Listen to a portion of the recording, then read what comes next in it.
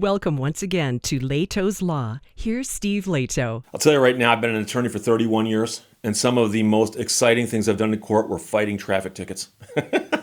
Don't know why that is. There's something about beating a traffic ticket. There's something about that is actually quite joyful. And I've handled some big cases before. I've litigated some very, very expensive cases. I've handled some big criminal matters. But traffic tickets, for some odd reason, and the fantasy, of course, is that you're going to handle it yourself, even if you're not an attorney, right? Well, here's a story that William sent me from WTOP.com. Maryland man fought his $100 DC speeding ticket, and now it's easier for others to challenge theirs because this man fought it and won, and the way he won it is actually going to change how things are done there in DC. Jack Moore wrote the story, and a Maryland driver got a speeding ticket for $100 from the DC Department of Motor Vehicles back in 2019. Now, he could have just paid the fine and walked away, but he's one of these guys who decided to fight it on principle. He took his case all the way to the district's highest court. In a decision issued recently, the DC Court of Appeals ruled in the man's favor, and the decision should make it easier for other drivers to dispute tickets going forward to get in DC. The case took 3 years, obviously, to make its way through the courts, hinged on whether the district can enforce speed limits in areas where posted signs are blocked by trees or otherwise obscured. We've all seen this before. You're driving through a neighborhood, you're looking for signs, and there's overgrown trees blocking them. And if you can't read the sign, are you really required to abide by it? And what's funny is people always say that one saying that, ignorance of the law is no excuse, right? Well, believe it or not, there's an exception to that. And that is when the state has the obligation to notify you of the law and they fail to do so properly.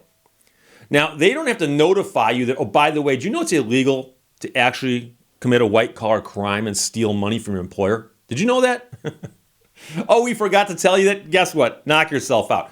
No, obviously, crimes like that are on the books, and it's on you to understand that those things are illegal. But speed limits. If you're driving around and there's no speed limit signs, how do you know what the speed limit is? Now, you're going to say, Steve, there's often a basic speed law that says if there are no speed limit signs, then here's the speed limit. What if it's posted lower than that? But you didn't see it because the sign's obscured. Then you've got the problem you got right here. So the decision came down, took 3 years to make it through, and it could become a potential headache for the district seeking to enforce tickets issued by speed cameras across the city. So they've got the speed cameras kicking out the tickets, and now, of course, if you get one in an area where the signs are obscured, you have an argument. John Galbraith, the Maryland man who successfully challenged the ticket, told WTOP, "My only interest here is fairness. The district's previous practices were unfair. I hope that this will make the practices more fair." The district's Department of Transportation is currently reviewing the court's opinion, according to an email statement from their director. But the director said the department has already begun a citywide inspection of speed limit signs, opening up thousands of work orders to improve sign visibility and to trim trees. So they've actually gone out and said, oh, maybe this is a problem. So not everyone is celebrating the court ruling. The Ward 3 council member who chairs the Transportation and Environment Committee says, this opinion strikes me as creating a lot of mischief. This is an open door to challenge any automated traffic enforcement speed ticket if you can get a picture of a sign that looks like it was obscured. Well, and you better get the sign that's closest to that speed enforcement camera. But meanwhile, he is leaving office at the end of the term. She is leaving office at the end of the term, suggesting the council could clarify the district's traffic regulations to effectively nullify the court's decision. But we are where we are, she said, and this is the opinion, and until something happens, this is the law. So it's unclear how the council could clarify regulations to nullify the court's decision, because that ain't how it works. When the court issues a decision, then that's the new law of the land, okay? So if they say you cannot enforce speed limits when the signs are obscured, you can't pass a law that says, yes, we can. The case started back in March 2019 when Galbraith, who lives in Baltimore County, got a $100 ticket in the mail. A speed camera had clocked a Ford Fusion registered to the man's company going 36 miles per hour in a 25. But the 36 was on a leafy 4-lane stretch of Military Road in northwest D.C. Galbraith pulled up the intersection on Google Street View and discovered the speed limit sign near 29th Street and Military Road was mounted extraordinarily high on a pole and obscured by tree branches. So it was high and you couldn't see it. Might be a problem. So Galbraith, by the way, is an attorney. But when you're representing yourself, you lose that little edge you might have. So he decided to fight the ticket. Those tree branches would form the crux of his legal challenge because the speed limit sign was, in essence, illegible and therefore not properly posted because the law requires them to post the speed limit, which is why they always refer to it as the posted speed limit.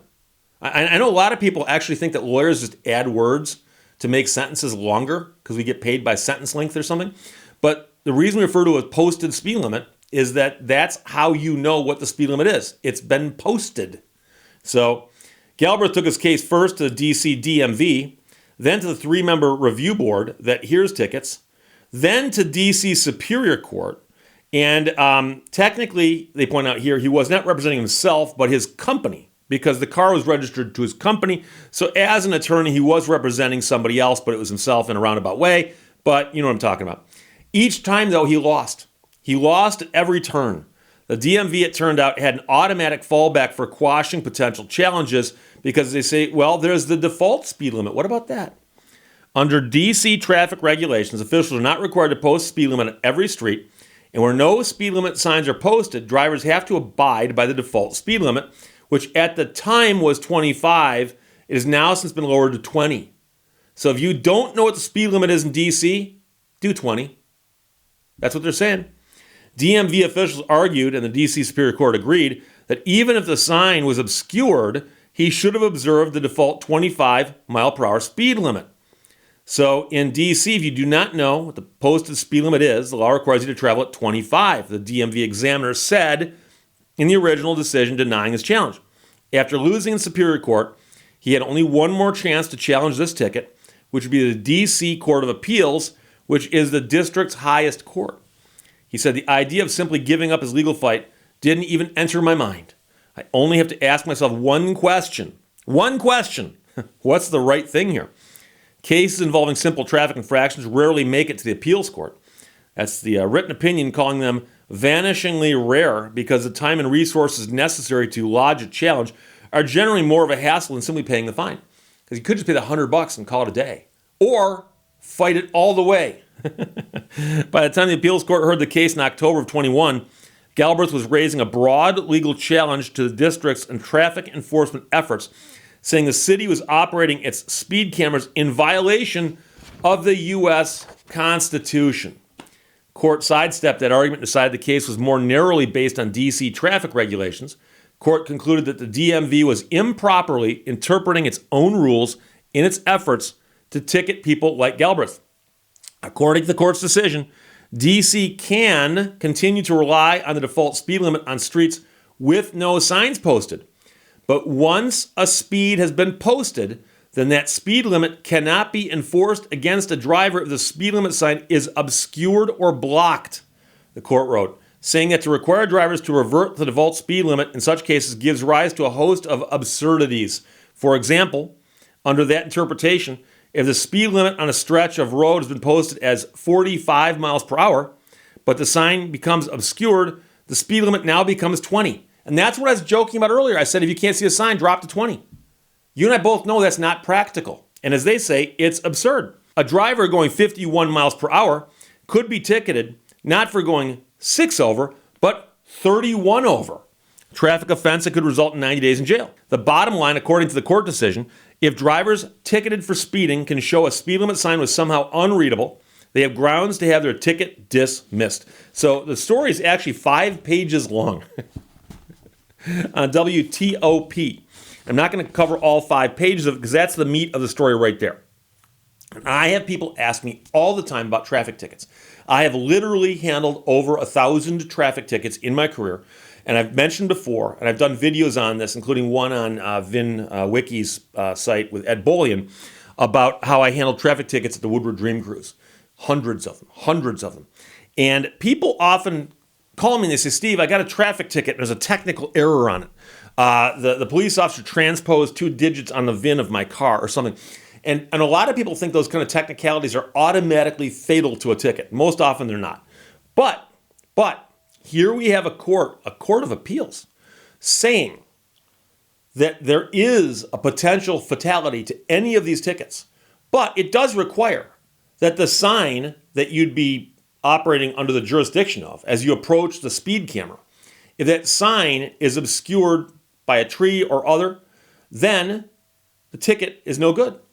And now you might say, but what are the odds of that happening? Well, you'll notice that DC is run out and are starting to try to clean this up now. Apparently, it was a problem. And I know it's going to vary wildly from season to season, maybe. But I also know that I've been through areas before where I've seen signs that are obscured. I've also heard this argument raised before, where occasionally there are intersections. As you approach the intersection, there are several posts with signs on them. And there's dozens and dozens and dozens of signs. And buried in there is one that says no right turn on red from 3 to 4 p.m. And if you got a ticket at that corner for making a right turn on red between 3 and 4 p.m., you can make the argument, look at all these signs. It's impossible to digest them because remember that when you're in traffic, one of the goals you have is to not clog things up for other people. And I've actually seen someone make that argument in court and win. And I've actually had a judge say on the record, going forward, if anybody comes in here, and he said this in front of the police, he's trying to make a point. He goes, if anybody comes in here in the future fighting that same ticket, I'm not even going to make them show me the evidence. I'm going to just dismiss it because that one intersection is a catastrophe when it comes to the signage. So the theory is there, but if you're in D.C., good news, Maryland man fought his $100 D.C. speeding ticket all the way as high as he could go, short of taking it to SCOTUS. Now it's easier for others to challenge theirs. Jack Moore wrote it for WTOP. William sent it. Thanks a lot. Questions or comments, put them below. Let's talk to you later. Bye-bye. Thank you for watching Lehto's Law. The more you read, the more things you will know. The more you learn, the more places you'll go.